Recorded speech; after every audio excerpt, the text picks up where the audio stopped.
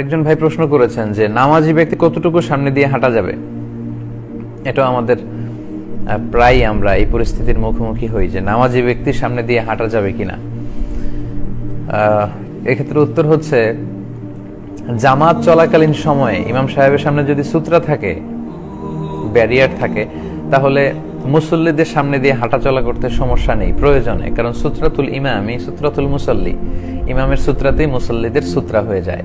এবং সাহাবারা এমনও ঘটেছে যে জামাত চলাকালীন সময়ে কাতারের মাঝখান দিয়ে এসে ফাঁকা জায়গায় দাঁড়িয়েছেন, তো রাসূল সাল্লাল্লাহু আলাইহি ওয়াসাল্লাম কিছু বলেননি, অন্যান্য সাহাবারও বিরোধিতা করেননি, এটা জায়েজ আছে। কিন্তু আপনি যখন একাকী সালাত আদায় করবেন তখন আপনার সামনে দিয়ে কেউ ক্রস করতে পারবে না। এবং এটি এত বড় গুনাহের কাজ, কারণ বান্দা যখন সালাত পড়ে ওয়া ইউনাজি রব্বাহ, সে তার রবের সাথে গোপন আলাপ করে, কথা বলে, যদিও অনেকে আমরা এটা ফিল করি না। তো সেই সময় আপনি মাঝখান দিয়ে যাবেন, এটা মোটেও কাম্য না। এবং আল্লাহ রাসূল সাল্লাল্লাহু আলাইহি ওয়াসাল্লাম বলেছেন, লাউ ইয়ালামিল মারু বাইনা ইয়াদাইল মুসাল্লি মা আলাইহি মিনাল ইসম। সালাত আদায়কারী ব্যক্তির সামনে দিয়ে যে ক্রস করে, তার সামনে দিয়ে যে হেঁটে যায়, সে যদি জানতো যে এই হেঁটে যাওয়াতে, ক্রস করাতে তার কি পরিমাণে পাপ হয়েছে, তাহলে সেখানে সে 40 দিন কিংবা 40 সপ্তাহ কিংবা 40 বছর দাঁড়িয়ে থাকাটাকেও শ্রেষ্ঠ মনে করত। সে সেখানে দাঁড়িয়ে ওয়েট করত, সে সালাত আদায়কারী ব্যক্তির সামনে দিয়ে ক্রস করে যেত না। তো এত বড় হুঁশিয়ারি দেওয়ার পরেও আমরা যদি এটা কেউ করে ফেলি, এটা ঠিক হবে না। বেখেয়ালে অন্যদিকে তাকিয়ে আছি, চলে গেলাম, সেটা ভিন্ন কথা। কিন্তু আমাদের মধ্যে অনেকেই দেখা যায় যে সালাত আদায় করছে, তার সামনে দিয়ে হেঁটে যাচ্ছি, এটা যেন আমরা কখনো না করি। তো ভাই প্রশ্ন করেছেন যে কতটুকু সামনে দিয়ে যাওয়া যাবে। এক্ষেত্রে দুইটি মত আছে। একটি মতামত হচ্ছে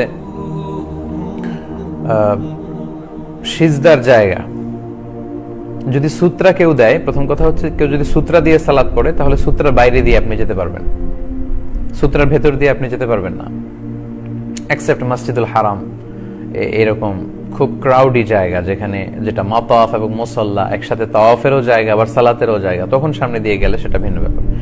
কিন্তু আমাদের মসজিদগুলোতে আমরা অনেক সময় যে ভুলটা করি, সালাত শেষে এমন জায়গায় সুন্নাহ পড়তে দাঁড়াই, তখন অন্যান্য মুসল্লিদের জন্য বের হয়ে যাওয়াটা খুব কষ্টকর হয়ে দাঁড়ায়। এটা কিন্তু ঠিক না। আপনাকে এমন জায়গায় দাঁড়াতে হবে, সালাত শেষে সাহাবারা মসজিদে নববীর যে উস্তুয়ানা পিলারগুলো আছে, ওগুলো খুঁজে খুঁজে সবাই দাঁড়িয়ে যেতেন সালাত পড়ার জন্য। তো আমরা ওই জন্য এরকম এমন জায়গায় দাঁড়াই যাতে অন্যদের ক্রস করতে, হেঁটে যেতে সমস্যা না হয়। অথবা এখন আলহামদুলিল্লাহ মসজিদগুলো ছোট ছোট সূত্রা পাওয়া যায়, সূত্রা নিয়ে যেন দাঁড়াই। তো কেউ যদি সূত্রা দিয়ে সালাত আদায় করে, তার সূত্রার ভেতর দিয়ে যাওয়া যাবে না।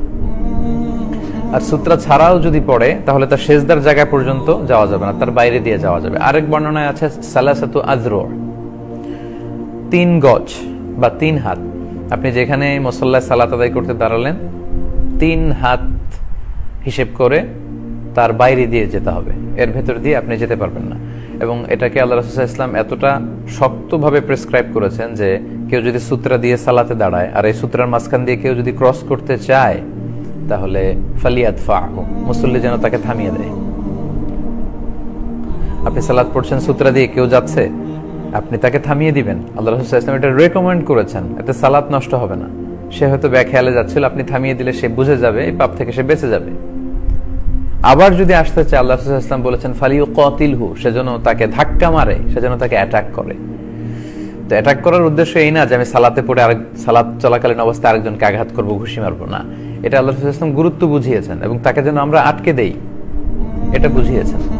তো সম্মানিত ভাই, তাহলে কতটুকু সামনে দিয়ে যাওয়া যাবে? আমরা বলবো যে সূত্রা থাকলে সূত্রার ভেতর দিয়ে যাওয়া যাবে না, বাইরে দিয়ে যাওয়া যাবে। সূত্রা না থাকলে সেজদার জায়গা কিংবা অ্যাজিউম করে 3 হাত পরিমাণ জায়গার বাইরে দিয়ে আমাদেরকে যেতে হবে। আল্লাহ তাআলা আমাদের সবাইকে কথাগুলো বুঝার এবং আমল করার তৌফিক দান করুক।